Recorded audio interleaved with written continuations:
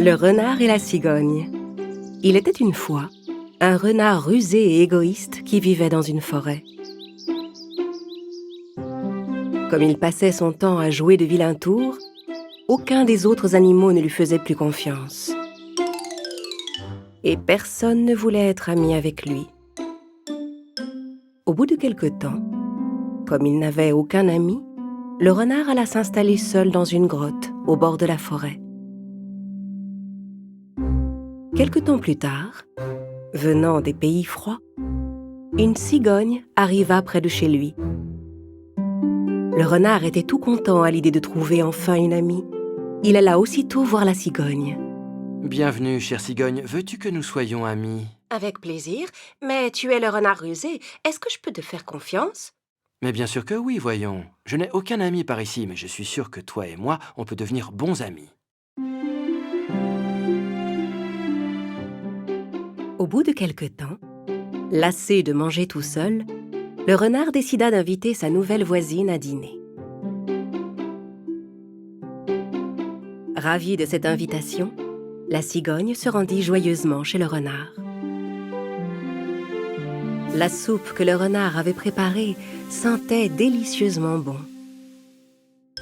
Le renard mit la table et versa la soupe dans de grandes assiettes creuses. La cigogne s'installa à table et le renard s'assit en face d'elle. Bon appétit! J'espère que ma soupe va te plaire. Tandis que le renard se régalait avec sa soupe, la cigogne n'arrivait pas à trouver comment manger sa soupe dans cette grande assiette.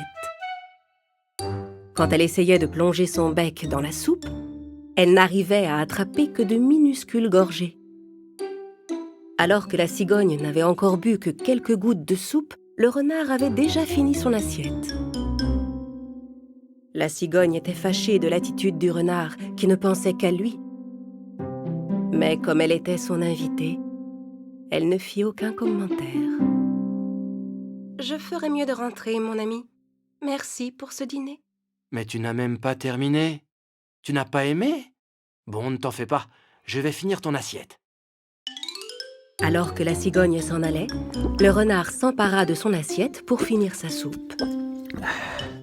La cigogne rentra tristement chez elle. Ce soir-là, elle eut beaucoup de mal à s'endormir, parce qu'elle avait très faim et qu'elle était très fâchée contre son voisin. Nous sommes des animaux très différents. C'est une chose que le renard doit comprendre et accepter. Mais comment faire? Après quelques instants de réflexion, la cigogne eut une idée. Elle voulait donner une petite leçon au renard. Le lendemain matin, elle alla trouver son ami chez lui pour l'inviter à dîner. Bien sûr, le renard était ravi de cette invitation. C'est très aimable à toi, voisine. Je suis si content d'être ton ami. La cigogne prépara le repas, puis mit sur la table une longue bouteille étroite pour elle et une autre pour le renard. Puis elle versa le riz qu'elle avait préparé dans les bouteilles. Elle servit également 2 bouteilles d'eau au goulot étroit. Quelques instants plus tard, le renard arriva. Je suis affamé, mon ami. Commençons notre repas. Les 2 amis s'installèrent à table. « Eh bien, je te souhaite un bon appétit. » Merci. Le renard essaya de manger dans son étroite bouteille, mais il n'y parvenait pas. Il n'arrivait même pas à boire de l'eau. La cigogne, de son côté, se régalait avec le riz qu'elle avalait grâce à son long bec. Le temps que le renard essaie d'attraper quelques grains de riz avec une fourchette, la cigogne avait déjà terminé son repas. Voyant le renard désemparé, elle lui demanda « Oh, mais mon ami, tu ne manges rien. Quoi, tu n'aimes pas ça? » J'aimerais peut-être si je pouvais manger. Cette bouteille n'est pas faite pour moi. Avec ton long bec, tu peux attraper ta nourriture. Mais avec mon museau, je ne peux pas. C'était la réponse que la cigogne attendait. « Je comprends, mon cher ami. Tu te souviens que je suis repartie affamée de chez toi l'autre soir? Parce que tu as servi la soupe dans des assiettes creuses et que je ne peux pas manger dans une assiette avec mon bec. » Alors le renard comprit son erreur. Il était désolé d'avoir servi le repas de la cigogne dans une assiette. Je suis vraiment désolé. Je n'ai pas pensé que tu ne pouvais pas manger dans une assiette, pardon. Ce n'est pas grave, cher renard. Au moins, comme ça, tu auras compris. C'est important de respecter les différences de chacun. Sur ce, la cigogne apporta une grande assiette dans laquelle le renard pouvait manger facilement et lui servit sa nourriture dedans. Le renard termina son repas avec appétit. Avant de rentrer chez lui, le renard eut une idée. Ma chère cigogne, prête-moi une de tes bouteilles, s'il te plaît, que je la rapporte chez moi. Comme ça, quand tu viendras dîner à la maison, tu pourras manger plus facilement. Eh bien, on ne t'appelle pas le renard rusé sans raison. Si tu utilises toujours ton esprit pour trouver de bonnes idées comme celle-ci, je suis certaine que tes amis et toi seront beaucoup plus heureux. Le renard et la cigogne éclatèrent de rire.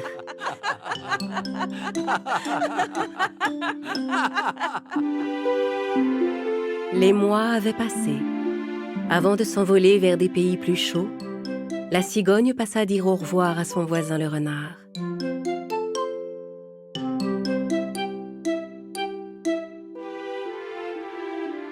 Resté à nouveau seul, le renard retourna dans la forêt. Mais il n'oublia jamais les paroles de la cigogne. Il ne se montra plus jamais égoïste et devint ami avec tous les autres animaux.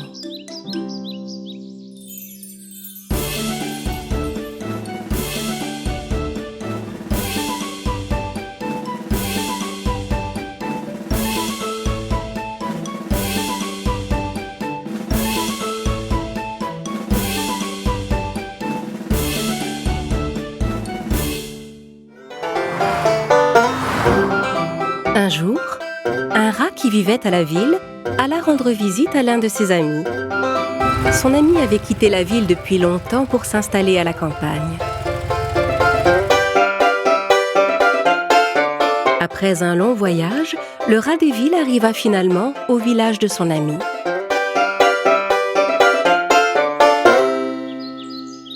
Il y a une odeur épouvantable ici. Comment peut-on vivre dans un endroit pareil ? Après une marche longue et fatigante, le rat des villes finit par arriver dans le champ de son ami. Le rat des champs s'était fabriqué lui-même une maison sous la terre. C'était là qu'il vivait. Comment mon ami peut-il vivre dans un environnement pareil ? Je ne comprends toujours pas. Le rat des villes frappa à la porte.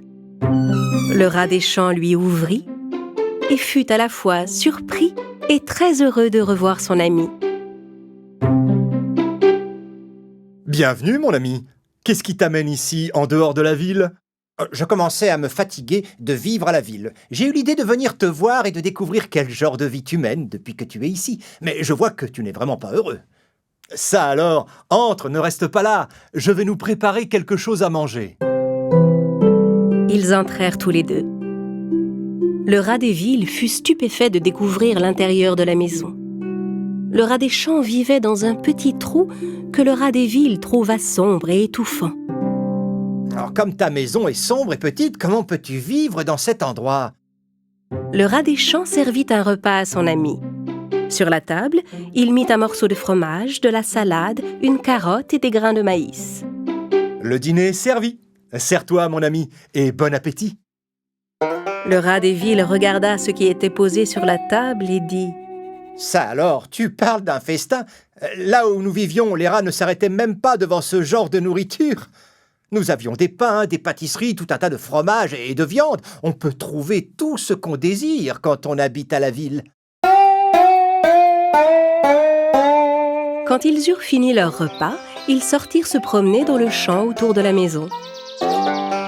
Le rat des villes n'aimait décidément pas l'endroit où vivait le rat des champs. Cet endroit n'est pas à mon goût. C'est tellement sale et ennuyeux. Il faut que tu viennes chez moi. Je t'emmènerai faire le tour de la ville. Il faut que tu vois ça. Oh, je suis sûr que tu ne reviendras plus ici. Le lendemain matin, les deux amis se dirent au revoir. Peu de temps après, le rat des champs décida de rendre à son tour visite à son ami.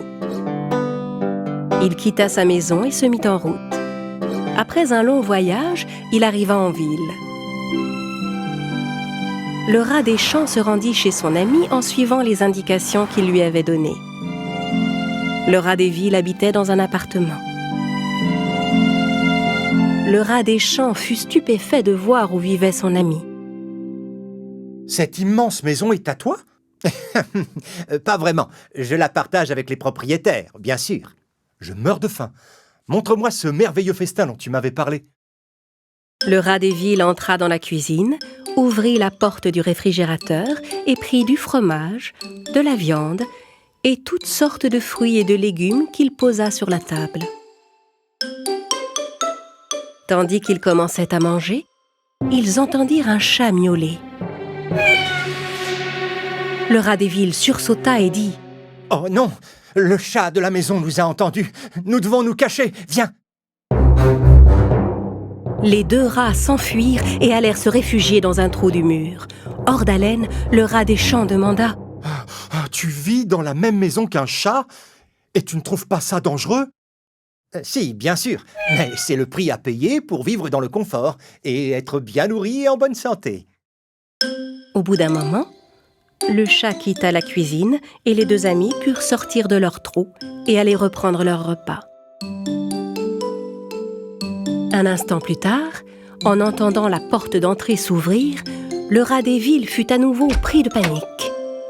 « Oh, vite, dépêche-toi, les propriétaires viennent de rentrer. Fuyons avant qu'ils nous voient. » Ils retournèrent se cacher tous les deux dans le trou et le rat des champs, essoufflé, demanda à nouveau « Cette fois, pourquoi on s'est enfui? La maîtresse de maison, elle ne sait pas que tu vis ici? » Bien sûr que non. Les gens sont très dangereux, tu ne le sais pas. Comment peux-tu vivre avec eux dans cette maison? Bien sûr, il y a quelques inconvénients, mais je suis heureux de la vie que je mène. Tu l'as vu ici, je mange tout ce que je veux. La voie est libre. Viens, reprenons notre repas. Le rat des champs sortit du trou, mais ne suivit pas son ami.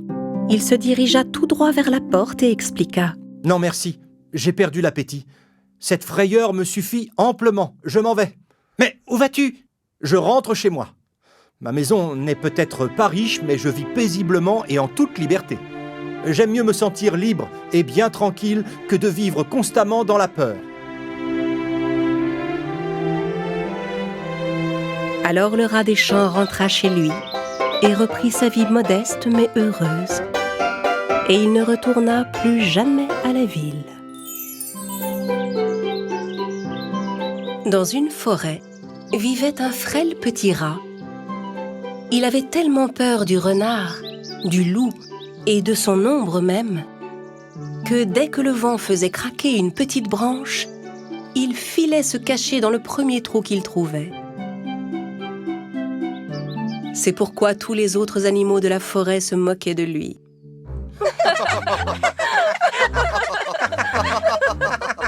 Mais quel froussard!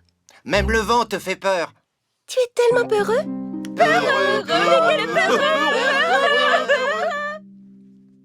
Un jour, le rat rassembla tout son courage et alla trouver le roi de la jungle, le lion.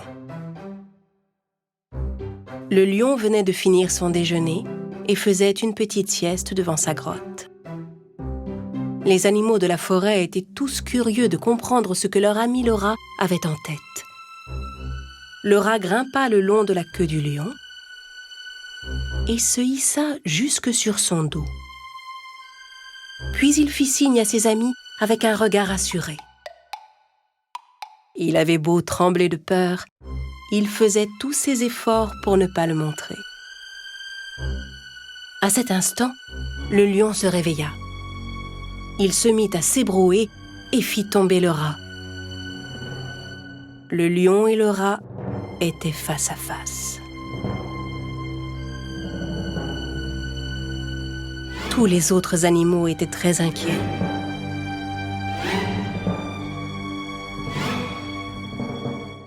Oh non, non! Le lion va croquer le petit rat! Quel cran! Quel courage tu as! Mais qu'est-ce que tu faisais sur mon dos?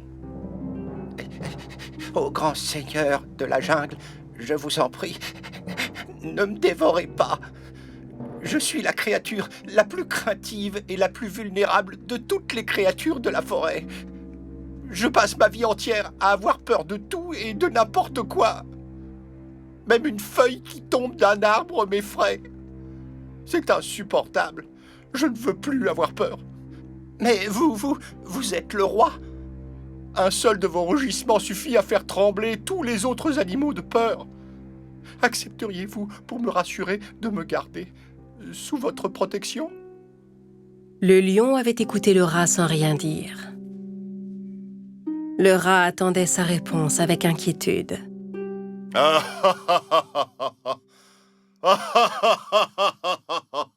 Et pourquoi t'aiderais-je ? Hein ? Donne-moi une seule bonne raison de ne pas te manger sur le champ. Un jour, je vous retournerai la faveur, je vous le promets. Qui sait ? Peut-être un jour aurez-vous besoin de mon aide. Dès que le petit rat eut fini de parler, le lion poussa un terrible rugissement. Comment un minuscule petit rat comme toi pourrait m'être de la moindre utilité ? Mais en voyant le pauvre petit rat trembler devant lui, le lion décida de ne pas le manger. Tu as de la chance, je n'ai plus faim. Et maintenant file, hors de ma vue. Le rat obéit et fila se cacher loin du lion.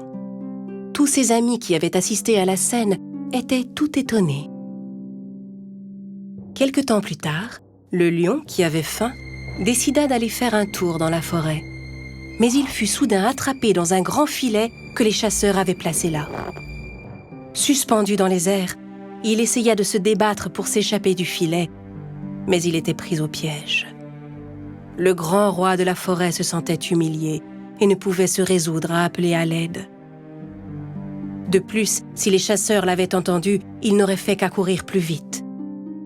Ne trouvant aucune solution, il décida d'attendre. Un à un, tous les animaux de la forêt remarquèrent la présence du lion dans le filet. Mais aucun d'eux n'osa s'approcher du terrible lion. Le rat qui passait par là aperçut le lion à son tour et décida aussitôt de lui venir en aide. Il s'élança, sauta sur la queue du lion, grimpa jusqu'au filet et commença à ronger la corde. Au même moment, le lapin s'approcha pour le prévenir. « Hé, mon ami, vite, les chasseurs arrivent !» En entendant le mot « chasseur », tous les animaux qui s'étaient rassemblés s'enfuirent dans les bois en courant. Mais le rat continua de ronger la corde avec persévérance. Au bout d'un moment, le filet finit par céder et le lion fut enfin libéré. Allez, viens vite, monte sur mon dos et filons.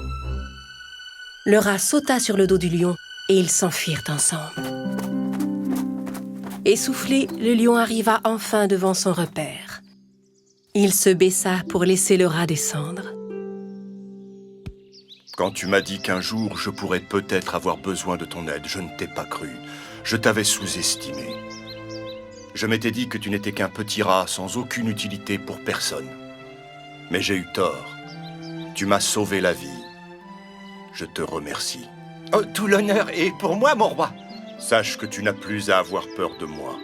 En fait, tu n'as plus à avoir peur de rien du tout, car tu es un petit rat extrêmement courageux. Si je suis le roi de la jungle à partir de maintenant, je déclare que toi, petit rat, tu es mon courageux prince. Le lion et le rat se mirent à rire.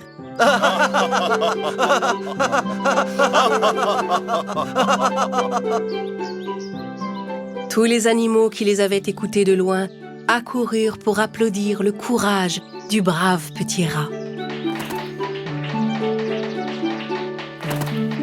Le lion et le rat devinrent les meilleurs amis du monde et vécurent paisiblement dans la forêt. Le loup et le buffle. Il était une fois, quand les animaux pouvaient parler, un gros buffle qui vivait dans la ferme d'un berger. Le buffle aidait le berger pour les travaux des champs et le berger s'occupait de lui du mieux qu'il pouvait. Un jour, le berger conduisit le buffle au pré et alla s'asseoir sous un pommier pour se reposer un peu. Il ne savait pas qu'un loup affamé et rusé les avait suivis discrètement. Ce gros buffle appétissant pourrait me faire un délicieux repas. Mais pour l'attraper, il faut que je me débarrasse de cet humain. Le loup bondit soudain devant le buffle et le berger. Aouh! J'ai quelques petites questions à vous poser. Si vous ne pouvez pas me répondre, le gros buffle est à moi. Le berger et le buffle étaient bien curieux de savoir ce que le loup voulait leur demander. Pourquoi un gros buffle aussi puissant aurait besoin de rester au service d'un simple humain? Eh bien, parce que quand je laboure le pré du berger, il prend soin de moi et me donne de la bonne nourriture. Oui. Mais comment un simple berger peut convaincre un si gros buffle de lui obéir? Grâce au bâton magique que tu tiens dans ta main? Non, ce n'est pas mon bâton de marche qui est magique, c'est notre sagesse. Le loup ne comprenait pas ce que le berger voulait dire. Votre sagesse. Qu'est-ce que c'est que ça? Ce n'est pas une réponse. Donc j'ai gagné le droit d'emmener ce buffle avec moi. Mais je serais curieux de voir cette chose que tu appelles la sagesse. Je ne l'ai pas avec moi, mais si tu veux, je peux te montrer ce qu'est la sagesse à une seule condition. Et à quelle condition? En attendant que j'aille chercher ce qu'il faut, je vais t'attacher à cet arbre pour être sûr que le buffle reste en sécurité en mon absence. Le loup était tellement curieux de découvrir ce qu'était la sagesse qu'il accepta de se laisser attacher à l'arbre. Le berger s'éloigna tranquillement, tandis que le buffle se réjouissait de voir ce qui arrivait au loup. Le loup ne comprenait pas ce que le buffle trouvait si drôle.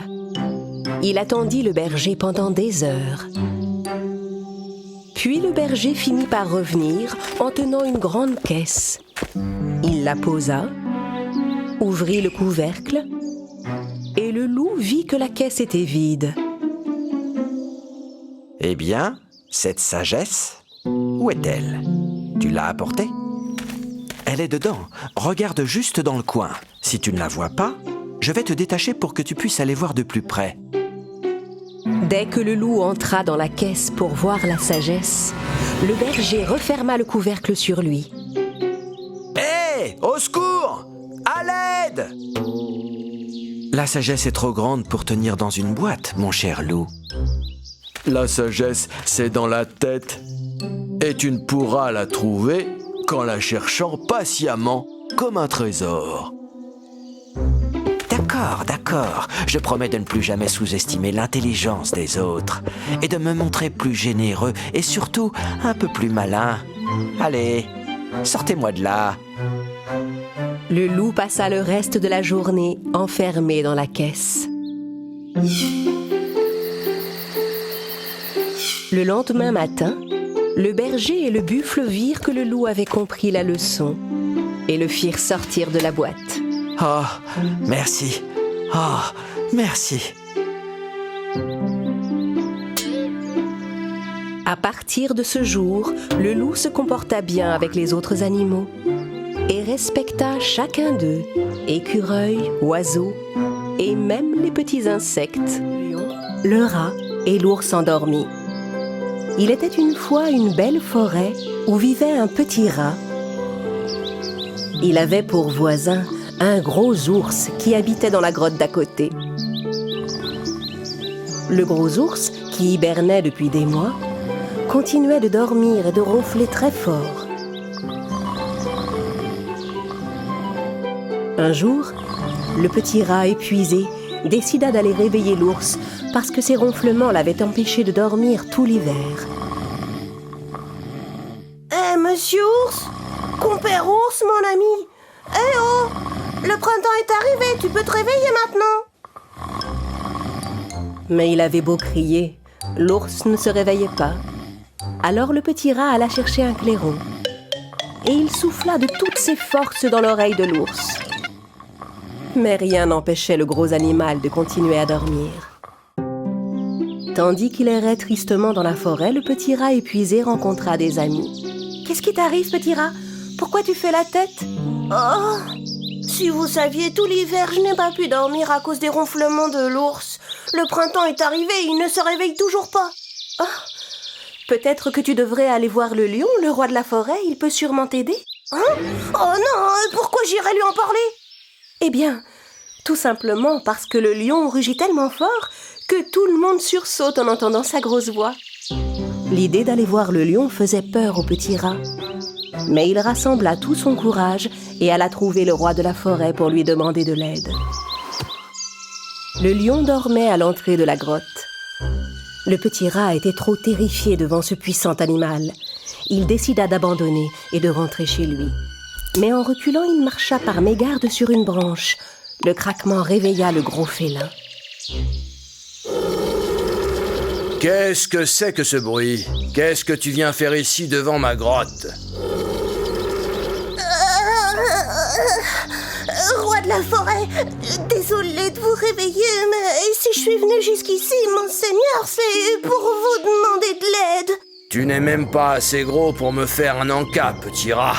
Pourquoi je voudrais t'aider? Explique-moi. Votre Altesse, il faut que vous veniez réveiller mon voisin, le gros ours qui ne sort pas de son hibernation. Parce que moi, j'ai tout essayé, je vous assure. Comme je suis petit, moi, j'ai une toute petite voix. Je n'arrive pas à réveiller l'ours. Mais un seul rugissement de vous pourrait tout arranger.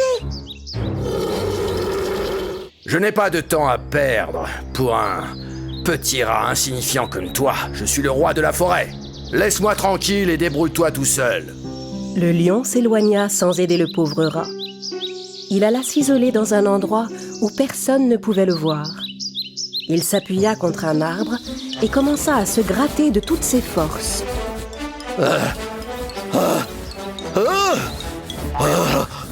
Le lion avait de telles démangeaisons qu'il voulait que personne ne le voie comme ça. Le roi de la forêt ne voulait montrer aucune faiblesse. Le petit rat, de son côté, rentrait tristement chez lui quand il entendit des plaintes plus loin dans la forêt. Curieux, il se dirigea vers l'endroit d'où venait la voix et vit le lion qui se roulait par terre. La pauvre bête n'arrêtait pas de se gratter. Le rat s'approcha du lion. Dès qu'il vit le rat, le lion cessa de se gratter, mais ses démangeaisons continuaient clairement de le tourmenter. Eh bien, sire, ça ne va pas? Qu'est-ce qui vous arrive? Je ne sais pas, rat, je ne sais pas. Je n'arrête pas de me gratter. Ah! Aïe! Tu n'as rien vu, rien entendu, petit rat, c'est bien compris? Va-t'en maintenant. Le rat observa attentivement le lion de ses petits yeux et aperçut de toutes petites puces qui sautaient sur le dos du félin. Le rat comprit aussitôt quelles étaient la cause de ces terribles démangeaisons. Ah! Vous avez des puces, c'est pour ça? Laissez-moi vous aider. Et comment tu pourrais m'aider, hein? Tu n'es qu'un petit rat de rien du tout. Laisse-moi tranquille. Ignorant les commentaires désobligeants du lion, le petit rat sauta courageusement sur son dos. Oh, mais qu'est-ce que tu fais? Descends de là! Le rat fouilla dans l'épaisse fourrure du lion et commença à retirer une à une toutes les puces. Mais le lion n'était pas encore soulagé et il continuait de se gratter furieusement avec ses grosses pattes. Puis le lion se mit à courir et alla s'appuyer contre un arbre pour se frotter sur le tronc. Oh non! J'ai failli me faire écraser! Ah! Ça me démange trop. Je n'y peux rien. Plus tu cours sur mon dos, plus j'ai envie de me gratter. Descends si tu ne veux pas que je t'écrase. Le lion courut jusqu'à un étang et plongea dans l'eau. Le rat, qui était toujours sur son dos, se débattait pour ne pas se noyer. Sire! Sortez de l'eau vite ou je vais me noyer! Le roi de la forêt sortit de l'étang et se secoua pour se sécher. Il secouait son corps tellement fort et tellement vite que le petit rat avait du mal à s'accrocher à sa fourrure. J'ai presque fini d'enlever les puces. Encore un peu de patience. Le lion, déjà soulagé, arrêta de bouger. Le rat finit d'enlever les dernières puces qui restaient et sauta à terre. Comment vous sentez-vous? On dirait que... Oh, mais oui, Ça y est, ça ne me démange plus. Je vous ai enlevé toutes vos puces. Vous devriez être tranquille maintenant. Le lion était très gêné de la façon dont il avait traité le rat. Tout à l'heure, quand tu es venu me demander de t'aider, je me suis moqué de toi, petit rat. Et malgré cela, tu as fait tout ce que tu pouvais pour me tirer de cette pénible situation. Je t'admire, rat. Et surtout, je te remercie du fond du cœur. Je vous en prie, monsieur le lion. Allez, remonte sur mon dos, je vais te raccompagner chez toi. Quand le petit rat et le gros lion arrivèrent chez le rat, ils entendirent de gros ronflements résonner dans la grotte de l'ours. Hein? Mais qu'est-ce que c'est que ce vacarme? Ils entrèrent dans la grotte. Oh, tu avais raison, rat. Le printemps est arrivé et ce gros ours hiberne encore. Nous devons absolument le tirer de son sommeil. Le lion, roi de la forêt, prit une grande inspiration et rugit tellement fort dans les oreilles du gros ours qu'il fit trembler le sol de tous les environs. Grâce à son puissant rugissement, l'ours finit enfin par se réveiller et courut hors de sa grotte. Hein? Qu'est-ce qu'il y a? Qu'est-ce qui se passe? Un problème? Le soleil est revenu? C'est le printemps? Oh, déjà? Oh, ça alors? Tous les animaux de la forêt riaient de voir ce gros ours étourdi se réveiller brusquement.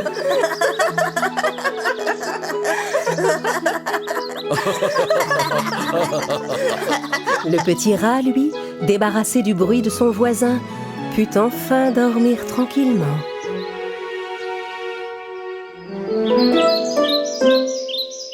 Dans une forêt, vivait un lièvre qui passait ses journées à se promener, à faire des bonds et à s'admirer. Il adorait se vanter auprès des autres animaux d'être le plus rapide de tous. Je suis l'animal le plus rapide de toute la forêt. Quelqu'un veut faire la course contre moi? C'est vrai qu'il courait très vite avec ses longues pattes.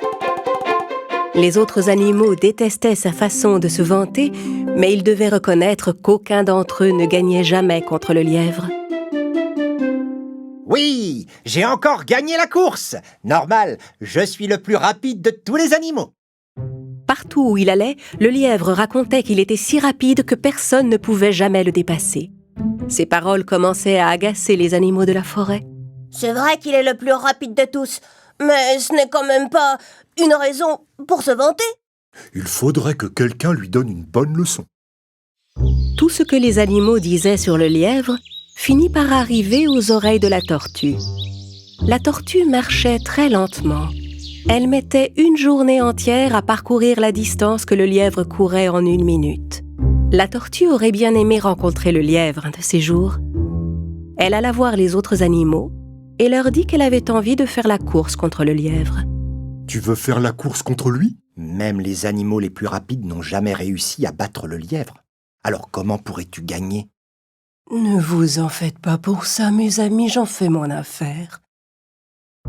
La tortue alla trouver le lièvre. Bonjour, monsieur le lièvre, je suis bien aise de vous voir. Justement, je vous cherchais. Le lièvre lui demanda avec curiosité. Ah oui? Et pourquoi donc me cherchiez-vous? Parce que j'ai entendu dire que vous étiez l'animal le plus rapide de la forêt. Ou du moins, c'est ce que vous pensez à ce qu'on raconte. Mais pour en être bien sûr, j'aimerais avoir la chance de faire la course contre vous. Alors nous verrons qui est le plus rapide. Aussitôt que la tortue eut fini sa phrase, le lièvre se mit à rire tellement fort que tous les animaux de la forêt pouvaient l'entendre. Vous contre moi. Une course. Vous plaisantez, n'est-ce pas? Jamais vous ne pourrez me rattraper. Le temps que vous fassiez un pas, j'aurais fini la course. Eh bien, si nous ne faisons pas cette course, nous ne le saurons jamais. Très bien, tenez-vous prête. Nous ferons la course demain matin. Et la tortue s'éloigna, tandis que le lièvre continuait de rire.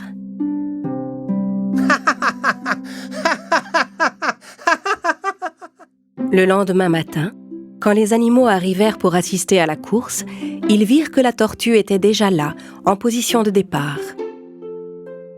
La tortue était souriante et semblait sûre d'elle. S'il te plaît, dis-moi comment tu comptes battre le lièvre. Eh bien, s'il est aussi fier de lui que vous le dites, s'il se vante autant que vous le racontez tous, alors vous pouvez me faire confiance, cette course ne devrait pas être bien difficile à gagner. Peu après, le lièvre arriva en tenant une carotte et en arborant un grand sourire arrogant, comme à son habitude. Faisons cette course et finissons-en vite. Je n'ai pas encore pris mon petit déjeuner. Le lièvre et la tortue se placèrent tous les deux sur la ligne de départ. Le premier arrivé à la ligne rouge au bout de la forêt aura gagné. La taupe donna le départ de la course. Au signal, le lièvre partit comme une flèche. La tortue, elle, se mit lentement en route. Le lièvre allait si vite qu'on ne le vit bientôt plus.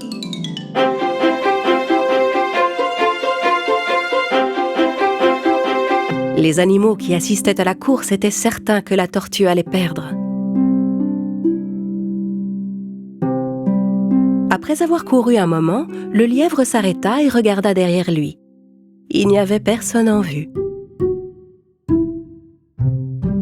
À ce rythme-là, la tortue ne finira pas la course avant ce soir. Je vais m'asseoir un peu pour finir cette carotte.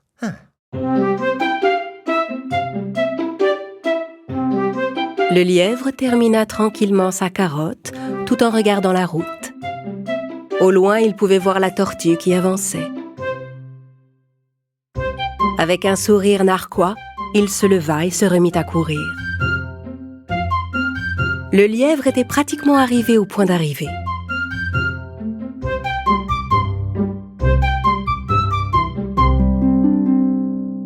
J'ai un peu sommeil après ce délicieux petit déjeuner.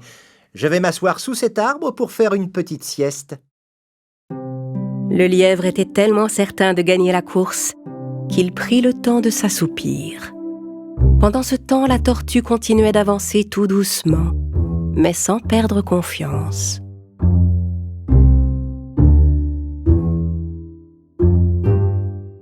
Après une longue marche, elle finit par arriver au même endroit que le lièvre et constata qu'il était profondément endormi. Sans s'arrêter, elle poursuivit sa route.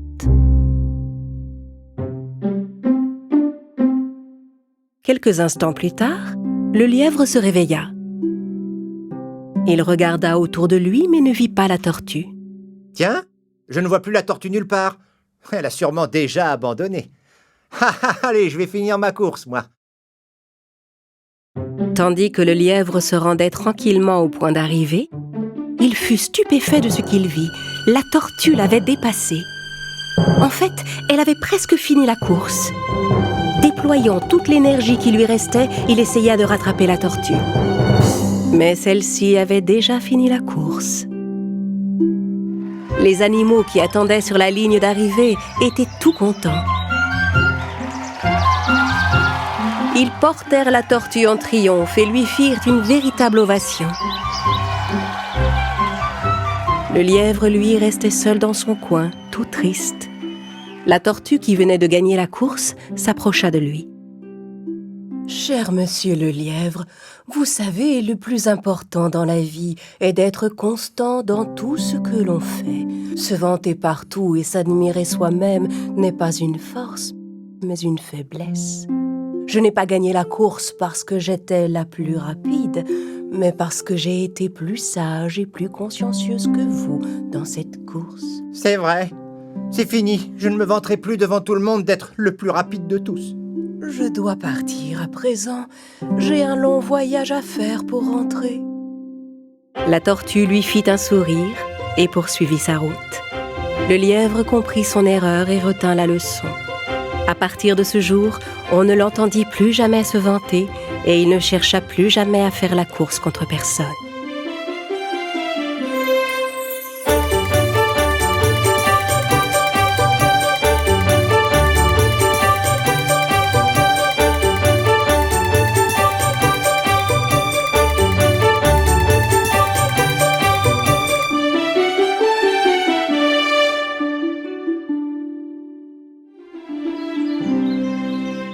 Il était une fois une forêt peuplée d'animaux où aucun homme n'avait jamais pénétré.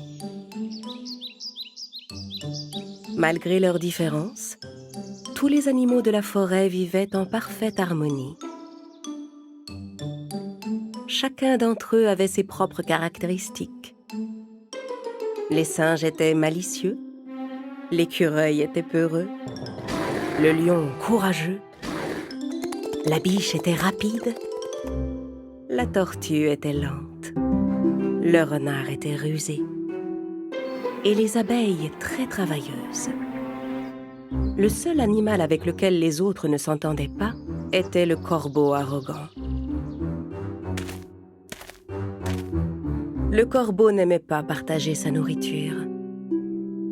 Parfois, il volait même celle des autres animaux et s'enfuyait avec. Tous les animaux commençaient à se dire que ce corbeau égoïste méritait une bonne leçon. Comme il était le plus malin et le plus rusé, le renard prit la parole. Laissez-moi faire. Je vais jouer un bon tour à ce corbeau égoïste. Ça va lui apprendre à être aussi arrogant. Un jour, le corbeau alla en ville pour chercher de la nourriture et revint dans la forêt avec un gros morceau de fromage dans le bec. Il alla se poser sur une branche. Le renard, qui le surveillait de loin, décida de passer à l'action pour s'emparer de ce fromage. Il s'approcha de l'arbre sur lequel l'oiseau s'était posé. Le corbeau était en train de picorer le fromage qu'il avait posé sur la branche. « Hé, bonjour l'ami. Qu'est-ce que tu manges? Je n'ai jamais rien vu de tel. »« Ah, ça s'appelle du fromage. Les humains en mangent. » Je me demande quel goût ça a. Tu m'en donnes? Ah, pas question. Tu sais quelle distance j'ai dû parcourir pour le trouver? Eh bien, un jour, je partagerai ma nourriture avec toi et nous serons quittes. Mais qu'est-ce que j'ai à faire de ta pauvre pitance? Ce fromage est un mets très spécial. On n'en trouve pas partout. Quoi qu'il dise, le renard ne parvenait pas à convaincre le corbeau de partager sa nourriture. Le renard était malin, mais le corbeau n'était pas en reste. Le renard décida donc de passer à une autre méthode. Très bien, très bien. Garde ton fromage, je n'en veux pas. Mais laisse-moi au moins m'approcher et jeter un œil à ce fromage si spécial que tu ne veux pas partager. Mais quand le renard commença à grimper sur l'arbre, le corbeau effrayé reprit son fromage et s'envola avec sur une autre branche. Le renard alla se placer sous l'arbre où venait de se poser le corbeau. Mais celui-ci n'avait toujours aucune intention de partager. Le renard réfléchit un instant et décida de changer encore de plan. Quel est le point faible de ce corbeau? Il est égoïste, prétentieux et arrogant. Je peux peut-être tirer avantage de ses défauts pour m'emparer de son fromage. Mon ami, sais-tu pourquoi j'étais venu te voir? Pour ne pas faire tomber son morceau de fromage, le corbeau répondit sans ouvrir le bec. Pourquoi? J'ai entendu dire que tu avais la plus belle voix de la forêt. Il paraît que quand tu chantes, tous les animaux s'arrêtent pour t'écouter. À ces mots, l'oiseau gonfla son plumage et commença à se pavaner. Chante pour moi, que je puisse entendre la beauté de ton ramage, dont j'ai tant entendu parler.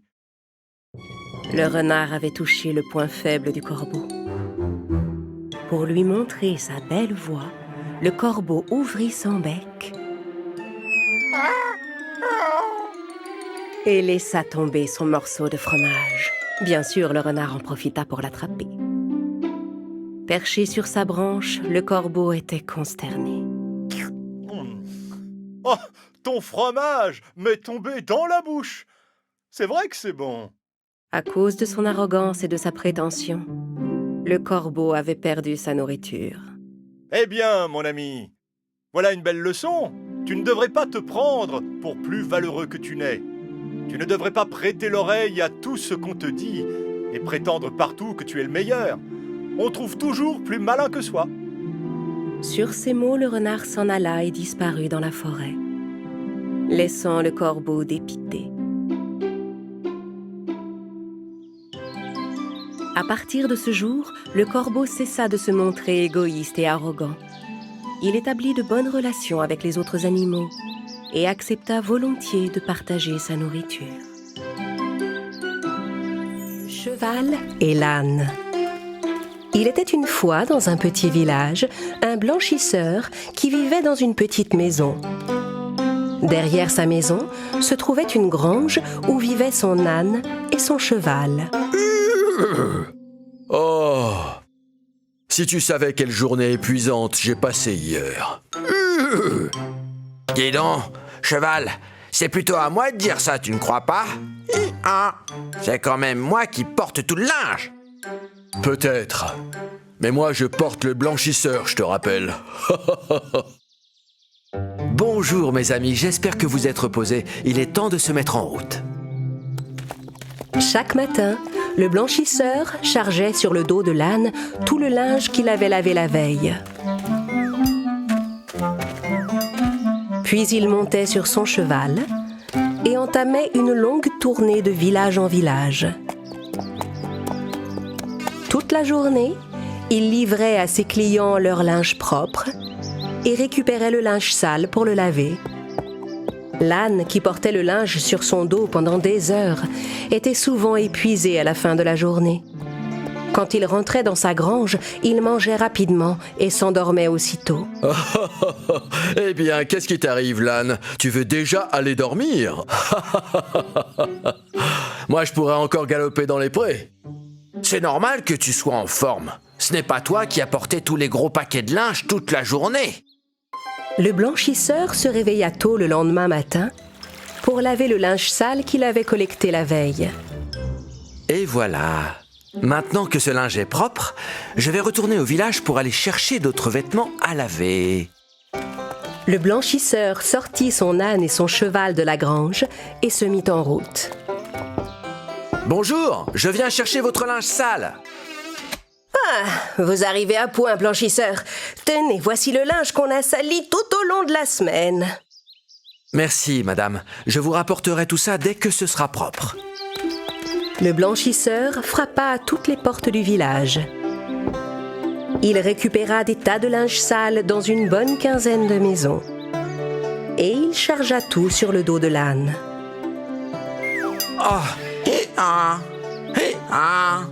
Ces paquets sont tellement lourds. Ce jour-là, le blanchisseur marcha à côté de l'âne pour veiller à ce que le chargement ne tombe pas. Mais le pauvre âne était épuisé. Il sentit ses pattes faiblir et s'écroula au beau milieu du chemin.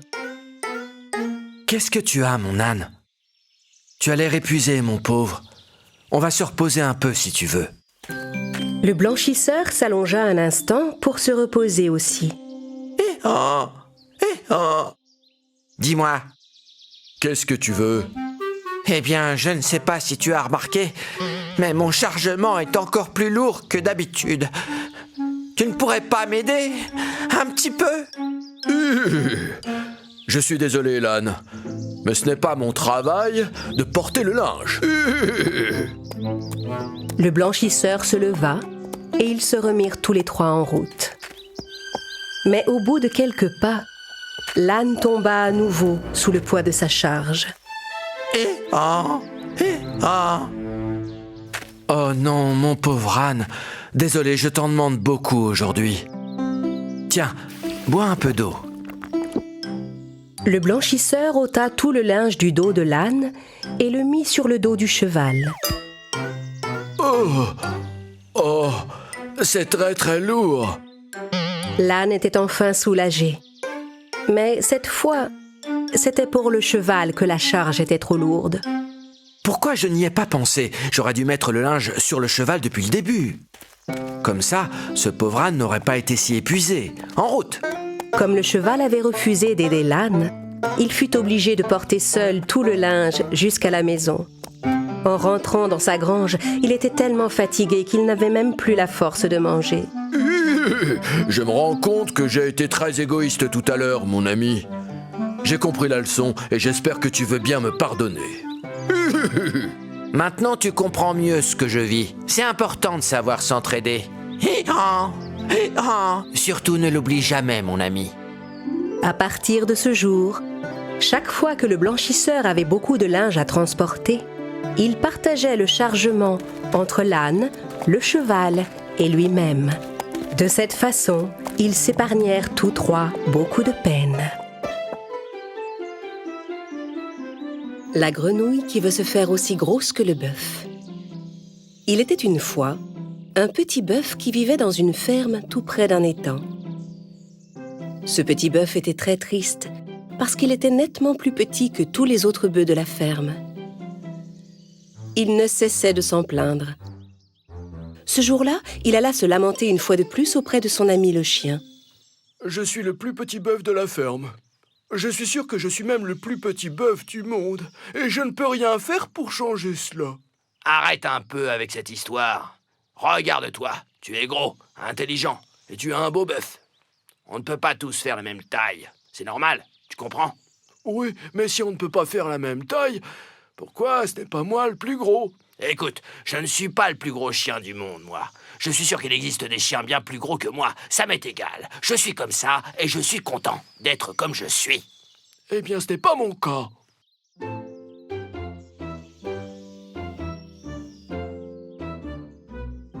Dans l'étang qui bordait la ferme de notre pauvre bœuf, vivait une grenouille extrêmement prétentieuse. Cette grenouille adorait se vanter auprès de ses camarades. Elle était de loin la plus grosse de toutes et elle en était très fière. Je suis la plus grosse grenouille de cet étang. Et la plus grosse grenouille doit commander. À partir de maintenant, vous devez tous m'appeler votre chef. Aucune règle ne dit que la plus grosse doit commander. Et d'ailleurs, nous n'avons aucun besoin d'un chef. Comment ça? Tout le monde a besoin d'un chef. Regardez le lion, il est le roi de la jungle. Mais le lion n'est pas le plus gros animal de la jungle. L'éléphant est bien plus gros. Déstabilisée, la grenouille prétentieuse réfléchit un instant. Puis elle répondit avec son arrogance habituelle. Nous ne sommes pas dans la jungle et vous n'êtes pas des éléphants. Je suis votre chef. Un point, c'est tout. Les autres grenouilles se concertèrent un moment et décidèrent de donner à cette prétentieuse une bonne leçon. Mais elles ne savaient pas comment s'y prendre. Un jour, alors qu'elles nageaient dans leur étang, les grenouilles virent le bœuf qui broutait tristement au bord de l'eau. C'était la première fois de leur vie qu'elles voyaient un animal aussi gros. Waouh, quel animal énorme! En découvrant l'animal, une des grenouilles eut une idée. Dites, notre grenouille prétentieuse nous a bien dit que le plus gros des animaux devait être le chef. Alors c'est à lui de commander. Et les grenouilles s'approchèrent du bœuf. Elles lui exposèrent la situation et lui demandèrent de l'aide. Mais je ne suis qu'un pauvre petit bœuf. Qu'est-ce que je peux bien faire pour vous? Un petit bœuf? Qui, toi? Toi, tu n'as rien à faire. Nous allons t'amener une de nos camarades qui passe son temps à se vanter. Pour le reste, on s'occupe de tout. D'accord, il faut que je rentre à la ferme, sinon le fermier va s'inquiéter.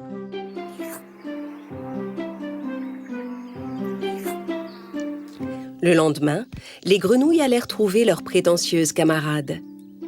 Elles lui racontèrent qu'elles avaient vu un animal géant de l'autre côté de l'étang. Et il aimerait te rencontrer. C'est d'accord, allons rencontrer ce soi-disant animal géant. Les grenouilles traversèrent l'étang jusqu'à l'autre rive. Le bœuf les attendait au bord de l'eau. En découvrant l'animal, la grenouille prétentieuse faillit avaler sa langue de stupéfaction. Mais elle s'efforça de ne rien laisser paraître. Alors c'est toi le fameux géant qui prétend régner sur cet étang? Le bœuf voulut répondre, mais... Une des petites grenouilles s'empressa d'intervenir. C'est toi qui as dit que le plus gros animal devait être le chef. Comme le bœuf est le plus gros de tous, il est normal qu'il commande. Oui, mais je peux être aussi grosse que lui. Ah? Et comment? Tandis que les grenouilles discutaient entre elles, le bœuf se sentait enfin grand et fort. C'était la première fois de sa vie qu'il entendait quelqu'un admirer sa grande taille. Regardez, vous allez voir comment je vais grossir. et la grenouille commença à se gonfler. Suis-je aussi grosse que le bœuf? La grenouille se gonfla d'air encore un peu plus. Alors, suis-je aussi grosse que le bœuf? La grenouille inspira une fois de plus et enfla encore davantage. Elle n'était même plus capable de parler. Elle ne pouvait que fixer ses camarades en attendant leur confirmation. Toutes les autres grenouilles se mirent à rire.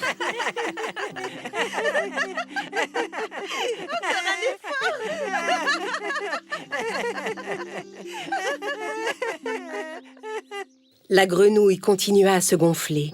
Elle enflait et enflait jusqu'à ressembler à un ballon. Le bœuf contemplait la grenouille d'un œil stupéfait.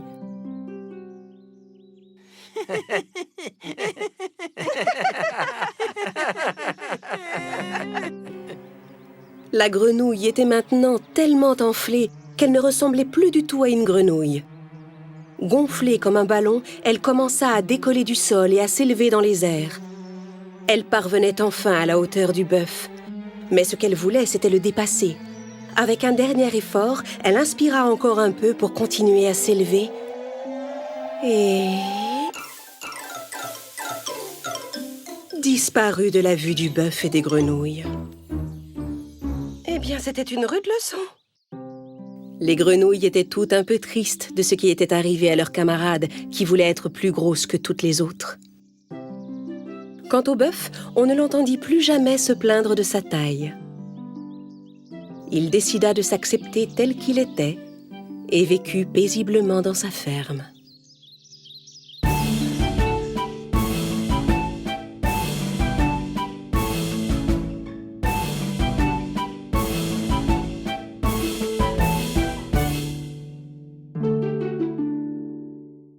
Le chat et les souris. Il était une fois, dans une petite ville, un vieux couple qui vivait avec un chat nommé Milo.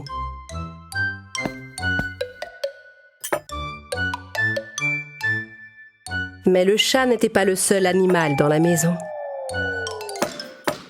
Une famille de souris y vivait également, dans un petit trou du mur. Chaque jour, les souris traversaient la maison pour chercher de la nourriture, en prenant garde de ne pas se faire attraper. Attrape! C'est bon, je l'ai! Attention, Milo arrive derrière toi! Chaque fois que les souris sortaient de leur abri, Milo en profitait pour leur faire la chasse. Ah, tout le monde est là? Ranko? Je suis là, maman! Bien, ma petite princesse est là aussi? Oui, maman, je suis là! Bien, alors on peut manger. Venez les enfants. Tandis que la famille souris prenait son repas, Milo surveillait attentivement l'entrée de leur abri.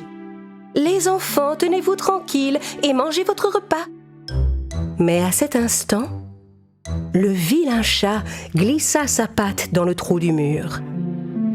Toute la famille souris dut s'enfuir en courant, prise de panique. La grosse patte du chat réussit à attraper Princesse par la queue.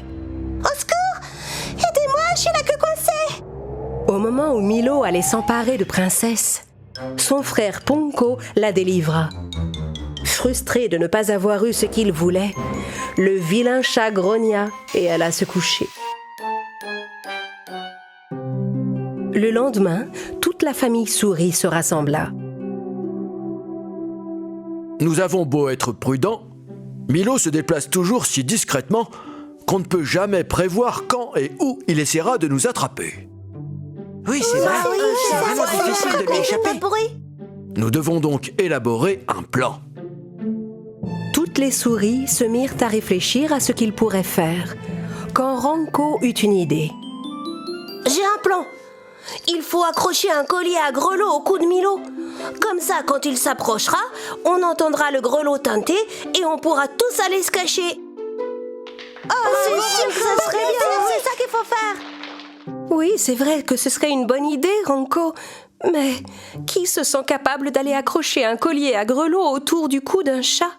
Pas moi en tout cas. Je pourrais jamais faire ça. Ne vous en faites pas, je vais m'en occuper. Ranko, mais c'est beaucoup trop dangereux. Je sais comment faire. Le soir même, Papa Souris guetta Milo, qui faisait encore un vilain tour. Quand le chat alla enfin se coucher, Papa Souris lança le signal pour mettre le plan à exécution.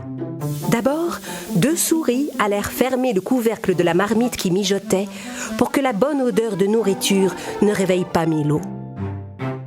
Puis 2 autres souris bouchèrent les oreilles du chat avec des petites éponges pour qu'il n'entende pas le grelot teinté. Puis toutes les souris firent une chaîne pour aider Ranko à descendre doucement vers la tête de Milo. Ranko glissa précautionneusement le collier avec le grelot autour du cou du chat, sans que Milo s'aperçoive de rien.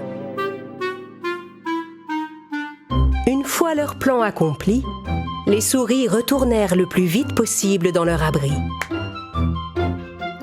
À partir de ce jour, chaque fois que le vilain chat décidait de se mettre en chasse, toutes les souris étaient averties par le tintement du grelot et pouvaient tranquillement aller se cacher. C'était vraiment une bonne idée.